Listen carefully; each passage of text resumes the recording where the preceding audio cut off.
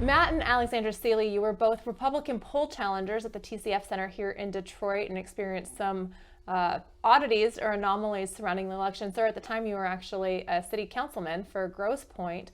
What did you experience? I know you volunteered on November 4th, the morning after the election. How did that come about?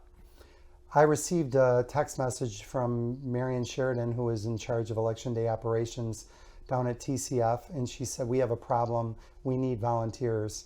And I put a post on Facebook. I said, "All hands on deck, get down to the TCF Center." And then my daughter, Alexandra, ended up sharing it on her group of Facebook friends and added my cell number to it. And we had an immediate response, and a lot of people came down there. And what did you experience when you got there?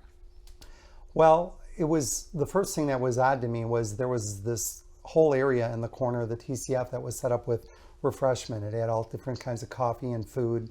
And I went over there to get a cup of coffee, and I was informed that I had the wrong badge on, that it was only for the Democrats. And I'm like, went over to one of my friends and I said, "Where's the coffee for the Republicans?" They said, "Well, you got to go out of the hall and go upstairs to our room where we, checked in. And that's where our coats and our coffee and refreshment is at." So that turned out to be significant later on, because when they excused us all for lunch and locked the doors, the Democrats didn't have to leave because their food and refreshment was inside. So that ended up being how they were able to get rid of some of the Republican challengers. Well, the only people that needed to leave the hall for lunch were Republicans. And then they locked the doors. And they locked the doors. Allie, what did you experience when you were a challenger there? So when I got there, which I thought was very cool, you had to go and register yourself, and you had to sit at a table, and this woman explained what you needed to do, because I had never heard of challenging votes before. And so she explained the whole process to us, and then each person got a white badge, and you had to put whether you were Republican, Democrat, whatever. And you would go downstairs, and they would have you sign your name and the time you came in. Well, what was kind of odd to me was the first red flag was that we had white, kind of like a note card to wear. And then other people only had a green sticker with no name tag. So that was the first red flag. And the second was when I was challenging at least 20 votes that they were in the wrong precinct, or they didn't match the name, or there was this multiple same name. And then when they went to lock the doors, when I was trying to leave to go to work, that I wasn't allowed to leave.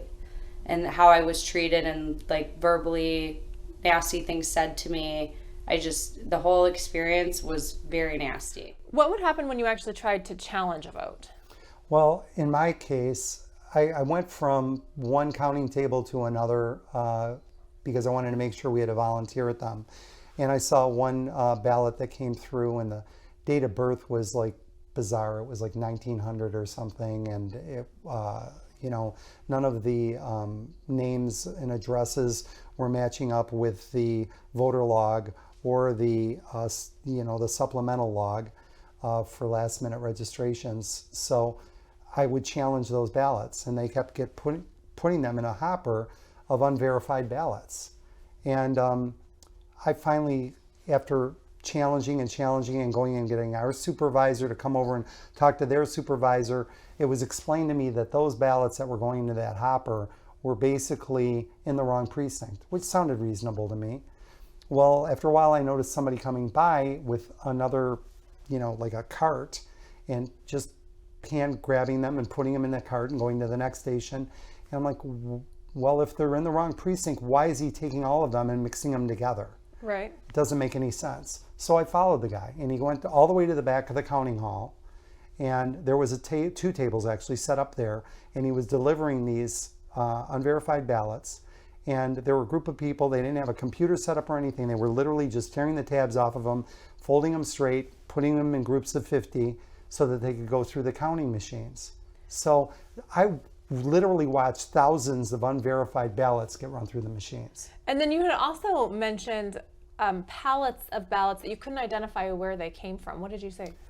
Alexandra, why don't you tell that story? They were in giant briefcases that were metal, and they were wrapped in saran wrap or whatever you want to Shrink call it. wrap, yeah. And this guy yelled at us one time. He's like, "You need to get away from there." And we're like, "Why? What's the problem?" He's like, "You need to get away from there, or I'm going to get you out of here, or I'm going to get the police." And we're like, why aren't we allowed to be in here? And he went to go take a picture, and this guy got very angry. So we walked away because we didn't want to be confrontational. But it's just like, if this is all hunky-dory and fine, why is it such a problem if people who are allowed to be doing their constitutional freedoms not be allowed in certain areas? So The thing that was weird about it too was that, you know, you had 2 pallets stacked as tall as we stand with large metal cases that look like suitcases. One pallet was shrink wrap. The other one, the shrink wrap had been cut and about half of the cases were gone. They were filled with ballots. I was told later on they were military ballots, but when I went over to the counters, I said, where are the military ballots being verified? And they're like, we haven't started counting military ballots. So you're talking tens of thousands of ballots that you don't know where they came from, you don't know what precinct. They were claimed to be military ballots, but they weren't being counted at the military table. And they were all the way in the very, very back of the room. I mean, all the way in the back, like where the high-lows were parked and stuff like that. And it was just odd. Like, what is this? They weren't in official cases or anything like that. And then later on, when I saw, you know, the footage from Georgia where they had the suitcases under the table, Right. it just reminded me of that. Like, what is this? These are not official containers. Right. Well, thank you very much for your time and for telling your story. Okay, thank you. Thank you for having us.